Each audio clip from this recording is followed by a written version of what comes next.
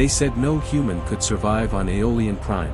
A world of glass spires and living light, ruled by minds older than empires. Yet, when the twin heirs of the Aolian throne vanished, it wasn't the armies, or the seers, or the gods who found them. It was him.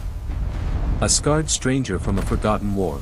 A man who'd seen too much death to fear power, and too much love to let it happen again. He should have been a footnote in alien history. Instead, he became their shield. And when the stars turned against them, the Aeolian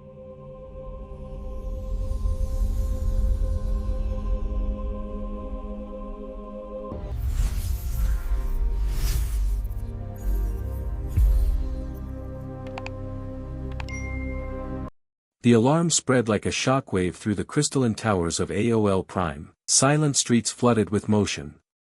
From the airways, silver-winged sentinels dived, scattering rays of blue light that traced the ground like search beams. Every corridor of the Imperial Citadel thrummed with the echo of commands. Find them before the dawn breaks. Queen Sarella of the Aeolians stood at the edge of her throne's balcony, her reflection fractured across the light glass wall. Below, the city pulsed in organized chaos, thousands of enforcers combing the avenues, their armor gleaming like liquid mercury. Her hands trembled despite her training. The air around her shimmered faintly with psionic interference, her emotions, leaking uncontrolled into the ambient field. The princes were gone. Darien, the elder, sharp, willful, heir to the Empire's mind. Elias, the younger, gentle, bright-eyed, still frightened of the dark. They had vanished from their chamber between heartbeats. No alarms. No teleport traces. No forced entry. Just two abandoned toys on a marble floor and a mother's heart tearing itself in silence. Commander Kess knelt behind her, his metallic voice crisp through the reverb of panic. Search radius extended to the lower sectors, Majesty. Gateways sealed, interplanetary links frozen. No sign yet of external breach. Sarella turned slowly. Her eyes, a faint lavender glow beneath her crown, fixed on him. They are children, Kess. Not phantoms. They bleed. They breathe. Someone has them. Yes, Majesty. Her voice softened then, cracking like glass under strain. If they are harmed. She didn't finish the sentence. The walls around her quivered, as if even the palace feared to hear what came next. Outside, the capital's light dimmed as the planetary core shifted into crisis mode. Shields flared. Time slowed. The universe itself seemed to hold its breath. In the market districts of the lower city, where alien traders and wanderers drifted among the silver canopies, the panic felt far away. There was only the soft hum of night markets, the scent of ion fruit, and the low murmur of 1,000 tongues speaking across 1,000 species. Among them walked Aiden Thorne. He looked out of place here, broad-shouldered, unarmored, the faint tan of a world bathed in real sunlight rather than simulated radiance. A human, one of the few ever permitted on Aol Prime. He had come months ago as a mechanical consultant, engine repair, low-level atmospheric design. Nothing political, nothing dangerous. Just another off-worlder trying to make sense of a civilization that thought in symphonies and spoke in colors. He was seated at a food stall when the noise started, whispers first, then shouts. A burst of grief. Panic. Authority. He stood, instinct guiding him more than reason. Somewhere nearby, someone was crying. Aiden followed the sound through the narrow lanes between glowing vendor tents until he reached the corner of a quiet square, half ruined and empty. There, beneath the shadow of an old obelisk, lay two children, silver-haired, skin pale as moonstone, sleeping against the base of the monument. He froze. Something about the scene pressed at his chest. The older one had his arm protectively over the younger, as if shielding him even in dreams. Their clothes, woven lightcloth of royal make, were torn but intact. No signs of violence. No pursuers. Just exhaustion. Aiden knelt, cautious.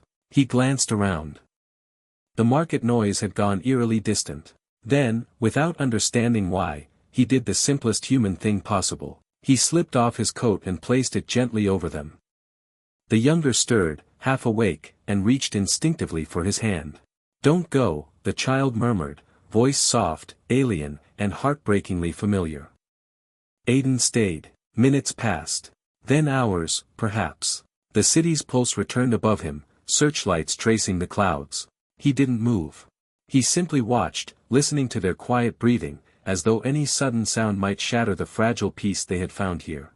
When the guards finally appeared, silver armor, weapons drawn, they found the impossible sight. The two lost princes of Aol Prime asleep against a human's chest, both wrapped in the warmth of his coat. Commander Kess was the first to step forward, disbelief written even across his disciplined features. The field around him shimmered with the heat of his shock. He raised a hand. "Human, stand away." Aiden looked up, calm but alert. "Easy," he said. "They're all right. Just tired." "Do not speak," Kess snapped, though quieter than usual, as if the stillness of the moment restrained even him. His gaze fell on the princes, and he faltered. Their psionic signatures, normally sharp and radiant, were dim but peaceful, like stars asleep. He touched his comm, found them. Both alive. Condition stable. Accompanied by, he hesitated. A human male. Through the comm, Sorella's voice came as a whisper of stormlight. "Bring them to me. Now." No eyes, no records. Absolute silence. Kess nodded once. "You heard Her Majesty," he told his guards. "Secure the area." Aiden stood slowly, hands open. "They were alone," he said. "Cold. I just." "Enough." Kess gestured, and the air shimmered with a containment field. Aiden felt the static crawl along his skin but didn't resist. As the guards escorted him through the city's glowing corridors toward the waiting shuttle, Aiden finally looked back once more. The market square lay silent again, as if erasing the evidence of what had happened. Somewhere far above, the crystal spires of the palace shimmered like frozen thunderclouds. He exhaled slowly. He didn't know the names of the children. He didn't know that the touch of the youngest prince had already marked him in ways no one would understand. He only knew one thing: whatever awaited him at the end of that journey, it would change everything. The shuttle cut through the upper atmosphere in silence. Aol Prime spread beneath like a sea of crystal veins, its towers catching the morning sun until the whole world looked aflame. Inside the cabin, the guards stood rigid, their armor reflecting pulses of faint blue light that matched the rhythm of their hearts. Aiden sat among them, wrists still cuffed by a shimmering field of containment. He didn't resist. He simply breathed. The hum of the engines filled the silence between heartbeats. The older boy, Darian, sat across from him. The younger, Elias, had refused the medic's stretcher and now dozed with his head against Aiden's arm. Every time the vessel hit turbulence, Darian's hand twitched toward Aiden's coat sleeve, as though anchoring himself there. Kess pretended not to notice. So did everyone else. When the shuttle descended through the inner gates of the palace, the sight was enough to still breath itself. The royal citadel was carved from living crystal, each tower humming with internal light, each hallway grown rather than built, architecture as music. Streams of psionic energy cascaded along the arches like water made of thought. Aiden walked between the guards, his steps slow, deliberate. His boots echoed on the glass floor with a sound that didn't quite belong. He felt every gaze on him, hundreds of silent eyes from balconies above, soldiers who had never before seen a human in the presence of their sovereign. Still, he walked steady. His arms were bare now, his coat taken for scanning, and the scars that crossed his skin were visible, thin white lines, burns, a ragged mark near his shoulder. To the Aeolians they looked primitive, brutal. To him, they were a map, proof that he had lived through the kind of storms no armor could deflect. Commander Kess fell into step beside him, voice low. "Do you understand where you are, human?" Aiden smiled faintly. "In trouble?" Kessa's jaw tightened, but curiosity flickered there too. "No one jokes in the Queen's Hall. Then maybe it's about time someone did." The corridor opened into the grand approach, a vast hall where sunlight filtered through crystal facets, scattering rainbows across the floor. At the far end, behind a veil of energy and light, stood Queen Sarella. She wore no crown now, only her ceremonial armor, a weave of translucent metal and living crystal that glowed from within. Her hair, silver white, was braided with threads of gold light. Her eyes, once gentle, now burned with the focus of 1,000 years of rule. When she looked at Aiden, the air itself seemed to tense. The princes, however, ran forward at the first glimpse of her. Elias reached her first, throwing his small arms around her leg. Darian followed, slower, torn between affection and shame. Sarella knelt, holding them both tightly. For a heartbeat the hall softened, the psionic hum dimmed. Then she rose again, gaze sharpening as it turned toward the man standing quietly between her guards. "Leave us," she said. The command rippled through the chamber like thunder wrapped in silk. Soldiers withdrew. Even Kes hesitated before stepping back. Only the princes remained, hovering close to Aiden's side. Sarella regarded the human for a long moment before speaking. "You are the one they found in the lower market." Aiden inclined his head slightly. "Name's Aiden Thorne." Her tone was cold. "You are the one who stole my children." He met her gaze without flinching. "No, Majesty. They found me." Her eyes narrowed, a storm of light building in their depths. "Do you expect me to believe my sons, trained heirs of the imperial mind, simply wandered into your arms?" Aiden shrugged slightly. "Kids are kids. They got lost. They were scared. They needed comfort. I provided it." The simplicity of the word struck her harder than any defiance. He didn't sound insolent, only truthful, so infuriatingly human that it broke the rhythm of her anger. Darian tugged gently at her sleeve. "Mother," he whispered, "he helped us. He kept us warm." Elias nodded vigorously, clutching the human's coat still draped around his shoulders. "He sang," he said softly. "Like stories without light." Sarella's composure faltered for a breath. She looked from her sons to Aiden and back again. Every instinct told her this was impossible. No human could radiate psionic calm strong enough to settle royal blood.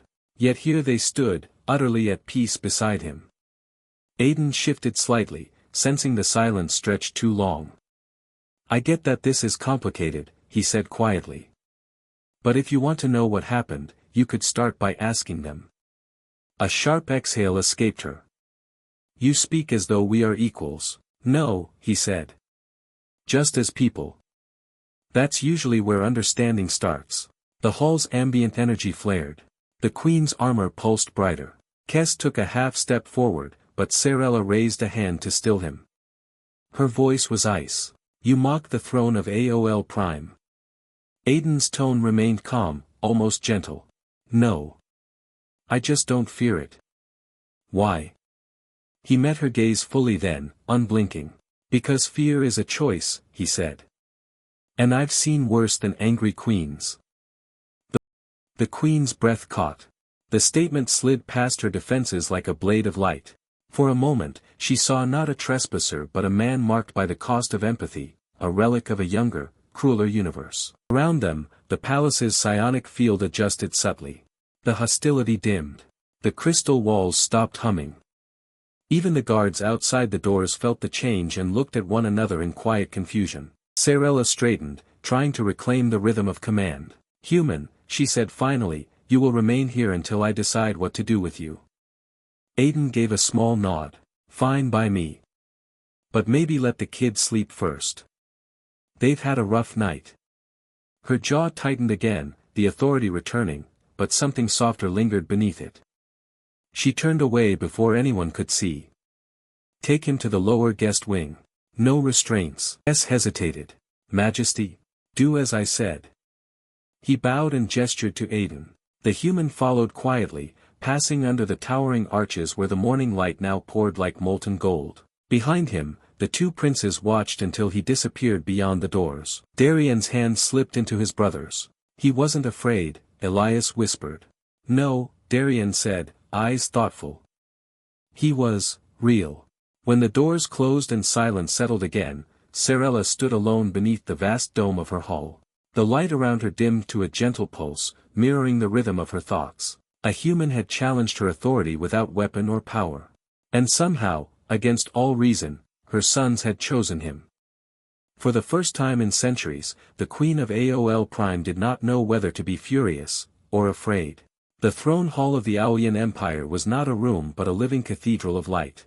Its walls, carved from translucent crystal, rippled faintly with every breath of the queen, as though the structure itself listened. At the center sat Sarella, the matriarch of 10,000 sons, her gaze fixed on the human standing before her. Aiden Thorne had been placed within a circle of pale fire, an ancient custom of examination reserved for those whose truth had not yet been weighed. The light read pulse and temperature, mapping every flicker of emotion. Yet the human remained steady, unflinching. The heat didn't touch him, the scrutiny didn't shake him. His stillness unsettled the room.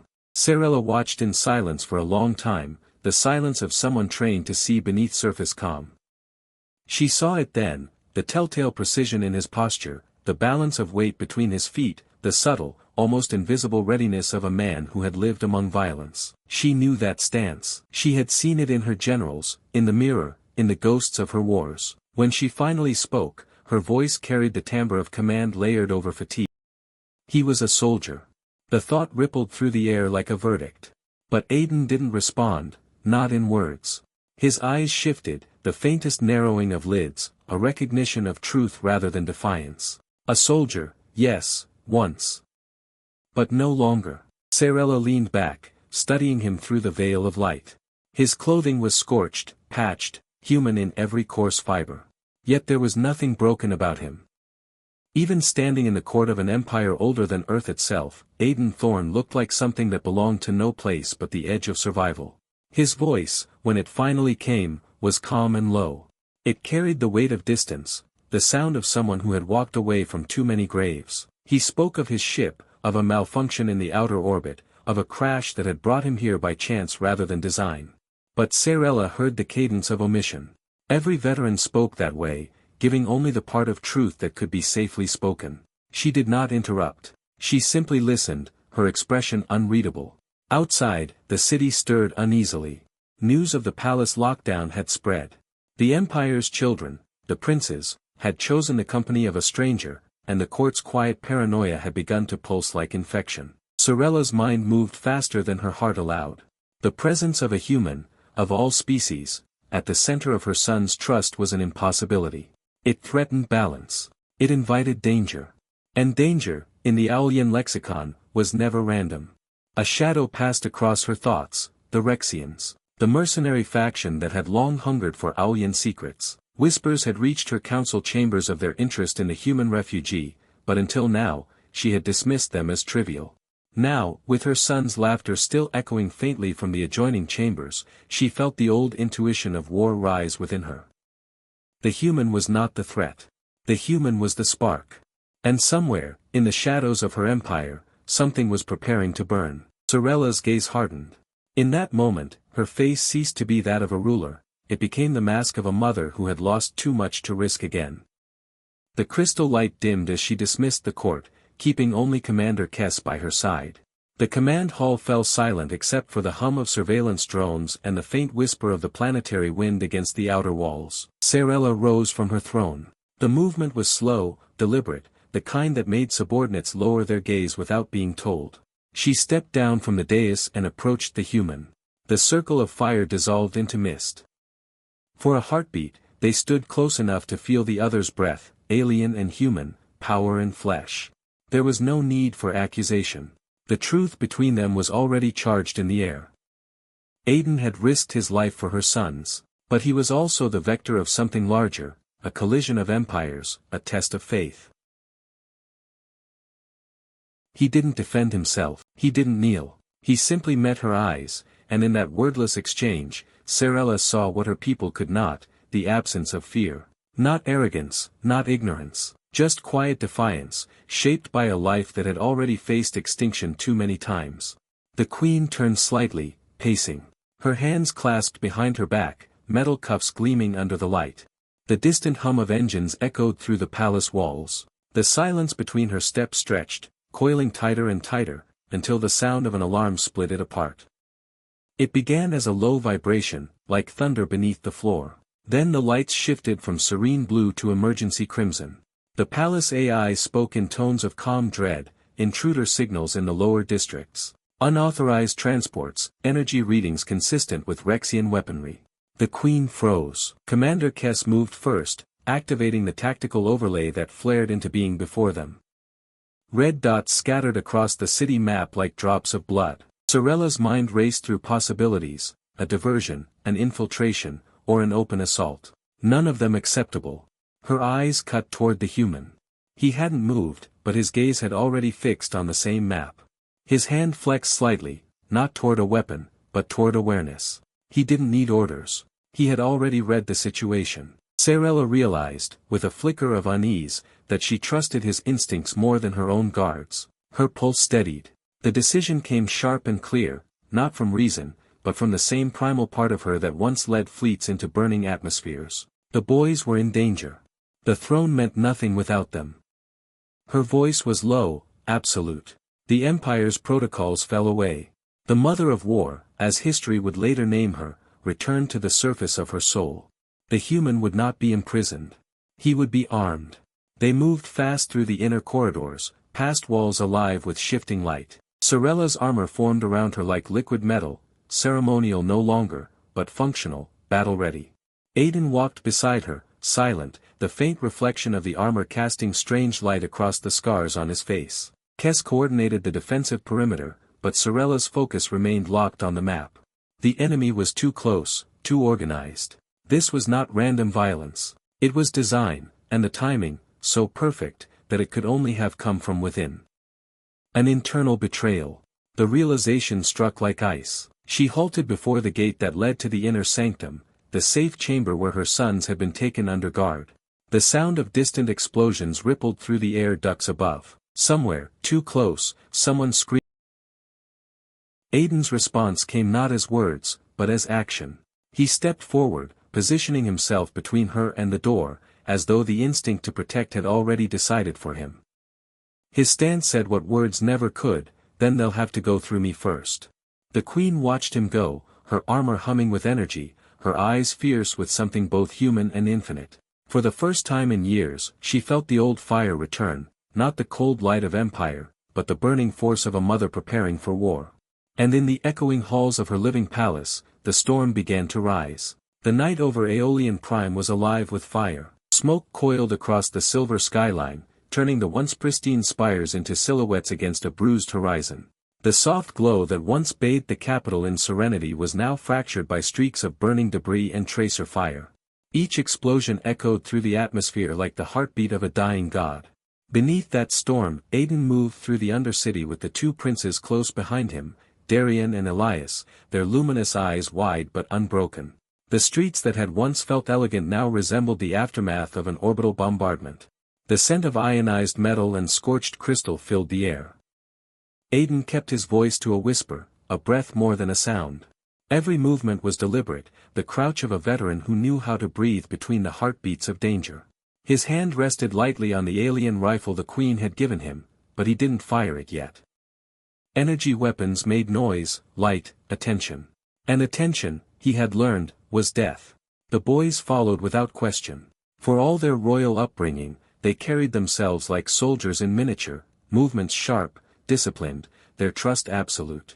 The older one, Darian, kept to his left flank, watching corners with uncanny precision. Elias, smaller and quieter, mirrored him on the right.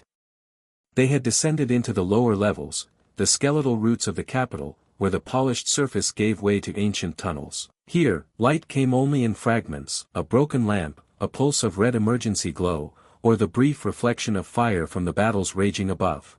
The air was thick and hot. The silence, alive with distant echoes. Aiden paused near the edge of a crumbling causeway. His eyes swept the darkness below. He didn't need a scanner, the war had burned instinct into his bones long ago. The hairs at the back of his neck stood up, that old, familiar prelude to violence. Without turning, he motioned for stillness. The boys froze instantly. That was when he noticed it, faint vibration through the stone, the kind that came not from machinery, but from boots. He felt rather than heard Darian shift beside him. The boy's eyes were distant, unfocused in a way that reminded Aiden of soldiers tuning into battle frequencies. "There are 9, Darian murmured softly. 2 above, 7 ahead. Spread across 3 paths. Aiden looked at him, not in surprise, but in recognition. The kid wasn't guessing. He knew. Then Elias spoke, his tone softer, stranger. "They smell wrong." He tilted his head slightly, nostrils flaring like a hunting animal. "Blood and chemicals. They're on stimulants." Aiden understood instantly, combat enhancers, neurostims that pushed soldiers past fear and reason. The Rexians were faster, stronger, less human. But that made them predictable. Machines of aggression could never anticipate the chaos of instinct. He motioned again. No words. Just a signal, move. They crept along the tunnel edge, the darkness swallowing them whole. Aiden's senses adjusted, each flicker of light painted the walls with the shadows of ruined grandeur, carved pillars depicting Aolion history now scarred by scorch marks and shrapnel. This place had once been sacred. Now it was just another battlefield. The first strike came from above. A whisper of metal against stone, then the soundless glide of bodies dropping from the ceiling. Rexians, tall, predatory silhouettes, eyes burning blue in the dark. Their weapons curved like talons, forged from molecular edges that shimmered in the half-light. Aiden didn't think. He reacted. His left hand caught the first descending figure mid-air, dragging the alien off balance. A twist, a shove, the crunch of armor against wall. A knife, his old, human steel blade, dull compared to Aolion weaponry but deadly in practiced hands, found a seam between armor plates. One stab. A pulse of red. Silence. Another dropped behind him, blade flashing. Aiden rolled sideways, the swing cutting through nothing but shadow. He used the alien rifle now, but not to shoot, just to parry, block, crush. The sound of the impact rang metallic and raw. The Rishian's strength was monstrous, but Aiden's positioning was perfect. He turned every strike into momentum, every miss into an opening. When the third came, Darian was ready. The boy's eyes flared silver, his hand outstretched in instinct. The ground beneath the enemy rippled, crystalline matter shifting like water. The Rexian stumbled, and Aiden ended it. One clean motion. No hesitation. Elias crouched low, breathing fast. The glow from the boy's pupils flickered as if alive, scanning the darkness beyond. More coming, he whispered. From the east corridor. Aiden didn't waste time. The old ways, Darian said, voice trembling with both urgency and pride. Only royal blood can open them. It leads to the old garrison. Aiden's jaw tightened. He didn't ask how or why. In war, miracles were just tools you used and thanked later. He ushered them through. The tunnel sealed behind them, and the sound of pursuit vanished. Inside, the corridor glowed faintly blue. The air smelled of ancient earth and memory, a scent that had somehow survived centuries of peace. As they walked, Aiden realized the walls were alive, their veins pulsing with slow, luminous rhythm. He felt as though they were moving through the body of the planet itself. The path widened suddenly, opening into a vast hollow chamber, the garrison of the old world. It was unlike anything he'd seen before. A fortress grown from nature rather than built. Massive roots formed spiral staircases, the walls shimmered with embedded weapons, long forgotten yet untouched by decay. A hollowed-out trunk at the center served as the command post, its surface carved with flowing sigils that seemed to breathe faint light when touched. Aiden moved through the armory first. Rows of alien weapons hummed softly in their cradles, awaiting hands that remembered them. He found one that suited him, a crystalline blade, light yet perfectly balanced, its edge singing quietly when drawn. The boys found smaller ones, designed for agility. The weapons seemed to recognize them, bonding instantly. Outside, the echoes of battle grew nearer. The Rexians had found another way in. Aiden stood before the ancient gate, every muscle alive with the old rhythm of combat readiness. Behind him, the princes took position, one high on the ledge, one by the entrance. No words passed between them. They didn't need any. When the enemy breached the outer passage, the night erupted. Aiden met them head-on, his blade flashing arcs of refracted light. He moved with the controlled chaos of a deathworlder, no wasted motion, no fear, only brutal efficiency. Every strike found a weakness, every dodge and escape measured to inches. The Rexians were faster, but they didn't think. Aiden did. Darian and Elias fought beside him, their movements almost otherworldly. The air shimmered around their bodies as though the garrison itself responded to their will. Darian's eyes blazed bright, his strikes flowed with bursts of kinetic force that shattered armor. Elias fought in silence, his blade moving in delicate, precise lines that always seemed to arrive just before a killing blow could land. The battle lasted until dawn began to bleed through the cracks in the high ceiling. When the last Rexian fell, the garrison fell silent again, its ancient heart still glowing, faint and calm. Aiden stood amidst the wreckage, his armor scorched, his breath steady. The boys stood with him, side by side, faces streaked with dirt and light. He looked at them then, not as royalty, but as warriors. The Queen's sons had survived their first true night of war. And the human who was never meant to be here had become their shield. Dawn broke over Aolion Prime in fractured silence. The crimson of night still clung to the horizon, bleeding slowly into the pale light of morning. Smoke drifted through the shattered skylines, the once luminous towers now stood dim, their elegance marred by the black smears of battle. Within the ancient garrison, Aiden Thorne stood motionless amid the wreckage. The crystalline blade in his hand dripped a faint, iridescent fluid that shimmered like oil in the dawn. Around him lay the remnants of the Rexian strike team, half mechanical, half flesh, all dead. But one still moved. The leader, taller than the rest, built from the fusion of living muscle and reinforced alloy, dragged himself upright, his cybernetic limbs hissing with ruptured hydraulics. The Rishian's single eye, glowing a cold, violet hue, fixed on the human before him. There was no fear in it, only recognition.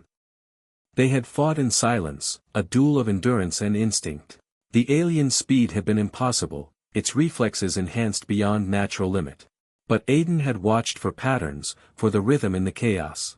Every creature, no matter how augmented, moved according to its heartbeat. Aiden waited for the moment between pulses, the single instant of human predictability still buried beneath machinery. That was where he struck. Now, as the alien staggered back, he knew the fight was already decided. The Rexian made one final lunge, desperate, furious, and Aiden stepped aside, the blade turning in his grip like water catching light. The sound that followed was soft, almost merciful. Then stillness. The leader fell. For a long moment, only the hum of cooling weapons filled the chamber. The smell of scorched metal mingled with the iron tang of blood.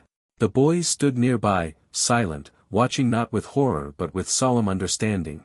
Darien approached first, his eyes bright in the half-light. "It's over," he whispered. Aiden looked at the fallen mercenary, at the faint flicker of its still-active neural implants. He shook his head slowly. "No," he murmured, voice low and grim. "This wasn't a strike to win. It was a test." He crouched beside the body, scanning the pattern of armor, the embedded sensors still transmitting faint bursts of data. It wasn't the kind of tech a freelance squad carried. This was organized, resourced. Someone had sent these creatures to probe, not to conquer. He rose and looked toward the horizon. "More are coming." The word settled in the air like ash. They left the garrison through a hidden tunnel system the boys had uncovered, corridors carved into the planet's deep roots, older than the Empire itself. The air inside was cool, damp with the scent of moss and luminous fungi. Streams of light trickled down the walls like veins, pulsing faintly. As they walked, the adrenaline of battle began to fade, replaced by the ache of survival. The silence stretched between them, long and heavy, until Elias broke it with the quiet curiosity only a child could manage. He asked why Aiden had come to their world, what had drawn him across the endless dark. Aiden didn't answer at first. His steps echoed faintly off the crystalline walls, each one slower than the last. When he finally spoke, his voice carried a weight that dulled the glow of the passage. "I wasn't looking for anything," he said. "I was running." The confession hung in the still air like a secret finally exhaled. He told them, not everything, but enough. That he'd seen too many planets torn apart by the wars of others. That he'd killed for ideals that dissolved in the aftermath. That somewhere along the way, he had stopped believing in flags, in orders, in the clean lines between justice and revenge. "I thought if I kept moving," he said quietly, "I'd stop being part of it. Turns out, running just teaches you how much you can carry before you break." The boys listened in silence, their young faces lit by the tunnel's slow glow. There was no judgment in their eyes, only empathy, deep and wordless. Darien spoke softly, almost to himself. "Mother will like you more now." Aiden turned to look at him, puzzled. The boy smiled faintly, the innocence of his youth slipping through the cracks of royal composure. Elias glanced up at his brother, his own tone calm and certain. "Her scent changes when you speak," he said. "Her heartbeat too." Aiden blinked, half amused, half caught off guard. He forgot, for a moment, that these weren't ordinary children. Their senses were augmented beyond comprehension, capable of hearing the tremor in a heart, of reading emotion as easily as light. He said nothing, but the warmth that flickered in his chest at their words was undeniable. For the first time in years, he didn't feel like a weapon that had outlived its war. He felt human again. The tunnel opened at last into the understructure of the royal citadel, the heart of the empire reborn as a fortress. Defensive drones lined the corridors. Soldiers stood in full combat gear, their movements sharp and silent. The soft blue architecture of peace had been replaced by the crimson pulse of readiness. War had come home. As they emerged, a figure stepped out from the shadows. An older Aolian, scarred, limping, his once radiant armor dulled with age. His name was Turan, a veteran of the Queen's first campaigns, now serving as an intelligence overseer. The left side of his face was marked with a crystalline implant that glowed faintly when he spoke. He greeted Aiden with the weary nod of one warrior recognizing another. But there was no relief in his eyes, only urgency. The Rexians weren't alone, Turan said, his voice rough, nearly broken. They were paid. Bought through intermediaries, corporate fronts, mercenary shells. The credits trace back to the council chambers themselves. Aiden stared at him, unmoving. The boys exchanged uncertain glances. Turan's words fell heavier with each one. This wasn't an attack from outside the empire. It was commissioned from within. The air seemed to constrict around them. The revelation carried more weight than any battle. Betrayal wasn't a noise, it was silence, the kind that followed trust collapsing under its own shadow. Darian stepped closer, his face pale. You mean someone from the court? Turan nodded. Someone high enough to authorize planetary access codes. Someone who knew the Queen would protect the human, and use that protection against her. Aiden felt the cold clarity of combat return, not from fear, but understanding. Every move since his arrival, every glance, every calculated silence in the palace halls, it had all been part of something larger. He looked at the map Turan projected from his gauntlet. Dozens of signals pulsed red across the outer systems. Each one bore the signature of a fleet, mercenary companies, human free traders turned soldiers of fortune, Vorten assassins, corporate battalions with allegiances as fluid as their currencies. An alliance. A conspiracy not of species, but of profit. The next wave won't be mercenaries, Turan said.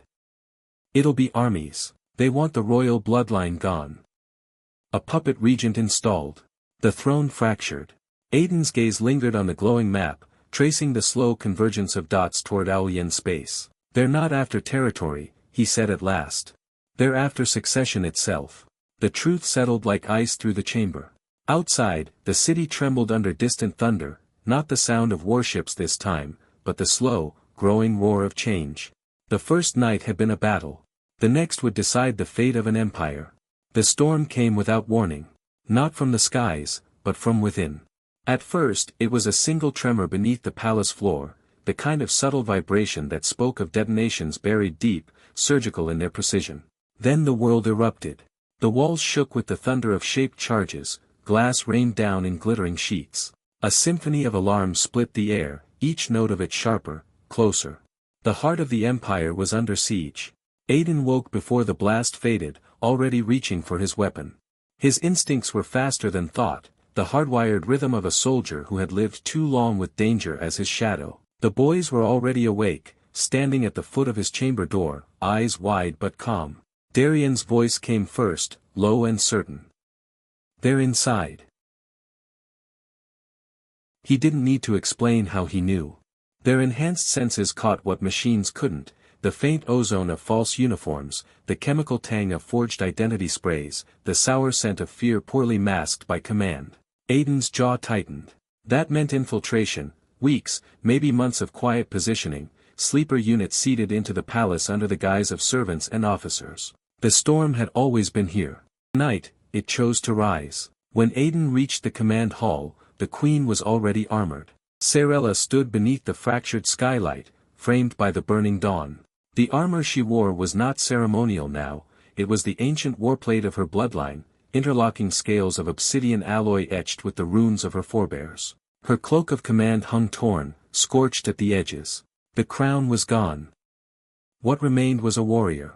Her eyes met Aiden's for only a moment. No words passed between them. They didn't need them. Both had already chosen their place. The city beyond the palace walls was a maelstrom of light and fire. Dropships pierced the morning haze, spilling black-clad soldiers onto the terraces. The air thrummed with rail fire. The invasion was surgical, coordinated, ruthless. Whoever had planned it had known every corridor, every blind spot. Sarella gave the order through gesture alone. They would move through the hidden arteries of the citadel, the forgotten veins that ran beneath the marble and gold. Aiden fell into formation behind her, the princes between them. The palace trembled again. Another explosion tore through the east wing, turning a mosaic of Aolian history into shrapnel. Smoke rolled down the corridors like breath from a wounded god. They descended into the narrow service shafts. The sound of battle followed them, boots pounding above, the pulse of energy weapons close behind. The corridors glowed faintly blue from the emergency lights, casting their shadows long and skeletal. Each turn brought them closer to the center of the storm.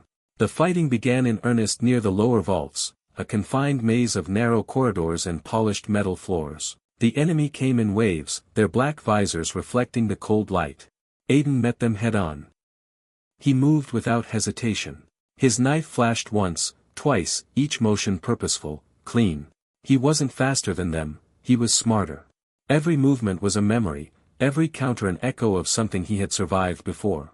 Sarella fought beside him, her blade a crescent of light. Each strike was a command, every motion a declaration that her world would not fall quietly. The queen fought like the storm itself, not merely for her throne, but for her blood, for the fragile thread of lineage she refused to let be severed. The boys, trained beyond their years, fought as extensions of their mother's will. Darian wielded a compact plasma arc, its pulse synchronized with his breathing. Elias moved like wind, quick, unseen, the hum of his weapon only registering after impact. Their movements were graceful but fierce, born of genetic precision and desperate resolve. The corridors became an echo chamber of death. Smoke, shouts, the dull concussions of grenades rolling through marble halls, it all merged into a single, relentless heartbeat. And through it all, Aiden led the retreat, adapting, shifting, never yielding. The palace that had once been a monument to peace was now a labyrinth of survival. They reached the central junction, where the tunnels split into three. Aiden motioned for silence. Ahead, faint voices, coded transmissions, the measured calm of command in the middle of chaos. Sarella raised her hand. Hold, she signaled with a flicker of her gauntlet. The response came instead from the darkness beyond, a low pulse of light as a new group advanced. But this time, the formation was familiar. Turan emerged from the shadows with his loyal guards, armor cracked, one arm bound in a field brace. His eyes burned with purpose. "You're alive," he said simply, and then, grimly, "I found him." The traitor's name came like a scar reopened, Lord Knox.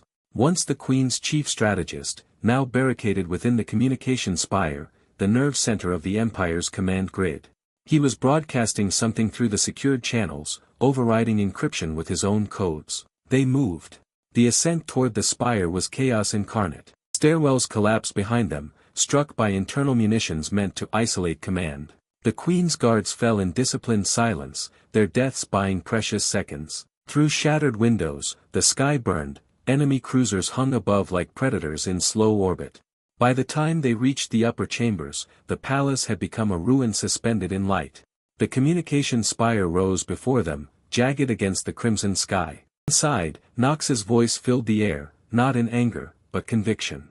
The manifesto he broadcast to the galaxy was smooth, cold, and terrifying in its logic. He spoke of unity, of the rise of a new order beyond monarchy, of humanity's inevitable dominance across the stars. He called the Aolian bloodline obsolete relics, and named Aiden Thorne the final proof that humans had surpassed their ancient gods. The words rolled through the air like poison.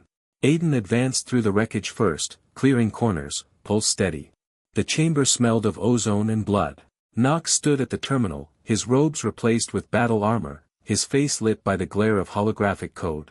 He didn't see a queen, he saw extinction wearing a crown. Sarella entered the room last. The sight of her froze Knox mid-sentence. The air seemed. She moved with the deliberate calm of judgment.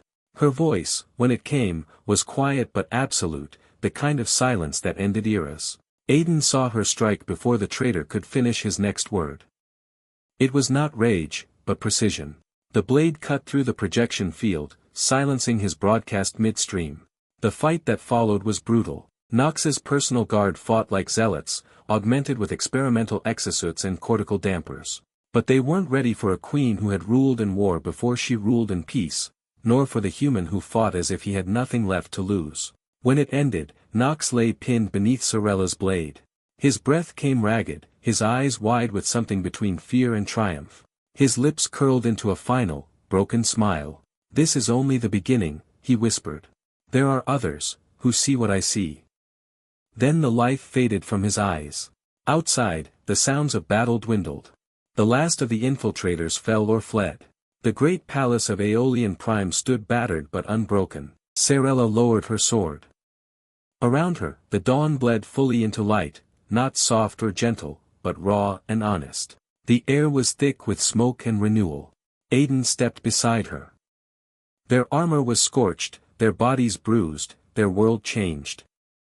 In the silence that followed, both understood what the traitor's words had truly meant. This was not the end of the war.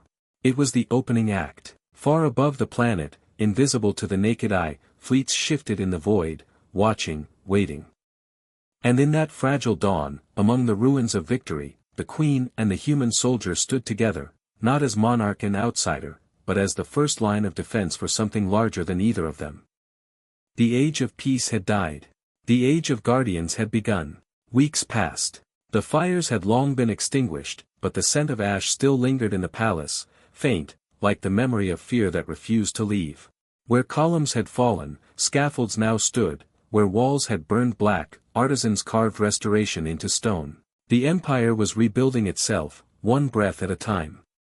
Aiden walked those halls as if between two worlds. He wore neither armor nor uniform, but his presence commanded the quiet respect of soldiers and engineers alike.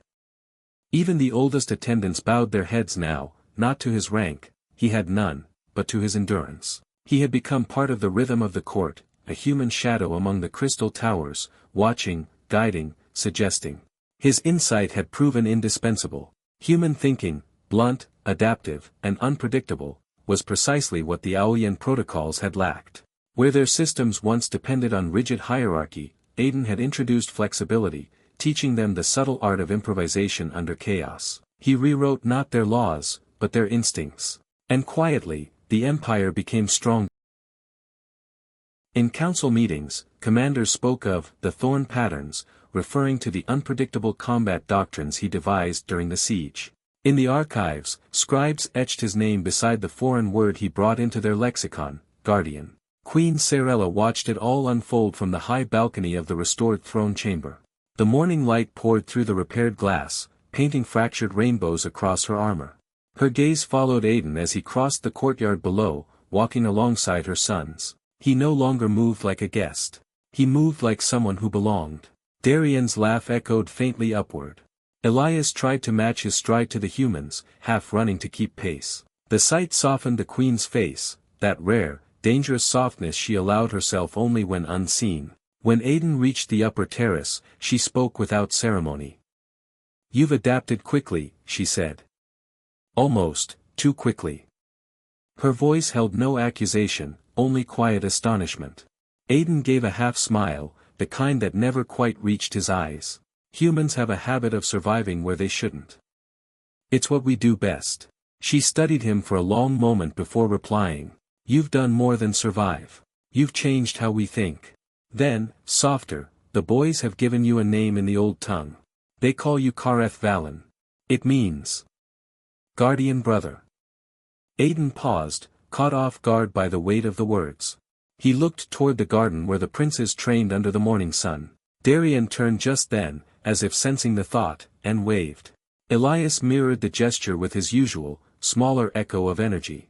"Guardian Brother," Aiden repeated quietly, tasting the phrase like something sacred. Sorella's expression softened, but her voice grew lower, more vulnerable. "It terrifies me," she admitted. "To let anyone close. I've spent my life defending this empire with logic, not faith. Yet," she stopped, choosing her words carefully, "you gave my son something logic could never provide. Someone who protects them without command, without duty, simply because he chooses to. Her eyes met his, and in that glance lived the entire weight of gratitude she could not voice. Aiden didn't answer. He only nodded once, the kind of small gesture that meant everything. Later that evening, he found the boys waiting at his quarters, two flickers of mischief in the dim corridor.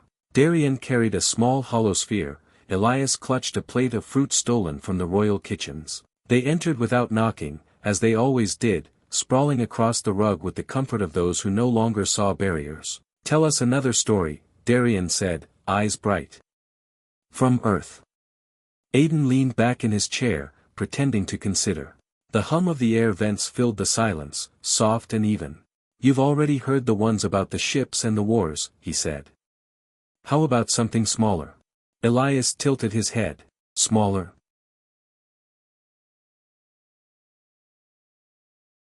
Aiden said. "There was a place called the Pacific. An ocean so big it looked like the world had cracked open and filled with blue. I used to sit by it and watch storms move for hours, giant waves, salt on your tongue, wind like it was alive. It didn't care who you were. It just existed, untouchable." Darian listened in stillness. Elias leaned forward, eyes wide. "And trees," Aiden continued softly. "Real ones. Not grown in domes or labs, forests that went on forever. You could get lost in them and never want to be found.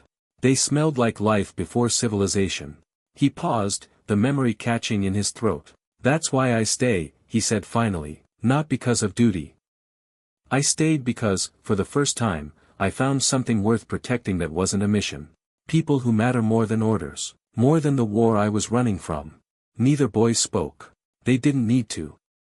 Their silence was understanding. The next morning, the illusion of peace fractured once more. Turan entered the throne room with a sealed report. His armor was still scored from the siege, and his voice carried the heaviness of a soldier who had seen too much. "The council convened last night," he said. "We've confirmed the network's reach. The conspirators weren't isolated, they're part of something larger." Sarella took the report, scanning the data streams projected into the air. Each sigil represented a world, each line, a thread of allegiance. Together, they formed a constellation of hostility. "The Alliance of Worlds," she murmured. Turan nodded grimly. "They've united under a single purpose, to halt the expansion of both human influence and the Aolian monarchy. They call you the last divine tyranny, and they see him," he glanced toward Aiden, "as the symbol of everything that threatens their control." Aiden said nothing. He'd expected this. The universe had always needed an enemy to justify its fear. Sarella lowered the projection slowly. Her jaw set with that quiet, regal finality that always preceded war. "Then they mean to finish what Nox began." Turan hesitated, his gaze flicking between the queen and the human beside her. "With respect, Majesty, is one human worth risking the Empire?" The question hung like frost between them. Sarella turned her head slightly, the light from the upper windows catching the edges of her crown. When she finally spoke, her voice was low but unshakable. "Yes," she said. "He is." Turan stiffened, unsure whether it was devotion or defiance he had just heard. Then came the lighter voices, two smaller, certain echoes from behind. The princes had entered unnoticed, their eyes bright with conviction beyond their years. Darian spoke first. "We won't let them take him." Elias nodded fiercely, echoing, "He's ours now. And we protect what's ours." The queen didn't correct them. She only looked toward Aiden, the soldier who had come here by accident, stayed by choice, and now stood at the heart of an empire reborn. In that single moment, Aiden understood. He wasn't running anymore. He had arrived. The throne room fell into a stillness deeper than silence. Somewhere beyond the horizon, fleets gathered and empires aligned, preparing for the next great war. But inside those walls, within the fragile, rebuilt heart of Aolion, something unbreakable had taken root. Not allegiance, not duty, family. Aiden Thorne, the lost human soldier, had become what legends were made of, a guardian by blood, a brother by bond, and the first line of defense in a future that would test them all. He looked once more at the queen, at the princes, and at the flickering sigils of hostile worlds waiting in the dark. Then he smiled. A quiet, steady smile, not of arrogance or defiance, but of purpose finally found. The storm would come again. It always did. But this time, he wouldn't face it alone. When the fires dimmed and the palace stood silent, the galaxy called it survival. But on Aolion Prime, it was something more. It was a promise kept in blood and light. A human heart beating among stars that had forgotten mercy. The queen rebuilt her empire from the ashes, and her sons learned that courage was not born in power, but in the hands that chose to protect them. And Aiden Thorne, the exile, the soldier, the stranger, found what no war could ever give him. A home worth defending. A family worth dying for. They would call him the Guardian of Aolion, the first of his kind. And when the next storm comes, as the stars burn and empires fall, his vow will echo through every world that dares to remember. The strongest empires rise from love, not fear. If you enjoyed this story, don't forget to like, comment, and subscribe for more tales from the stars.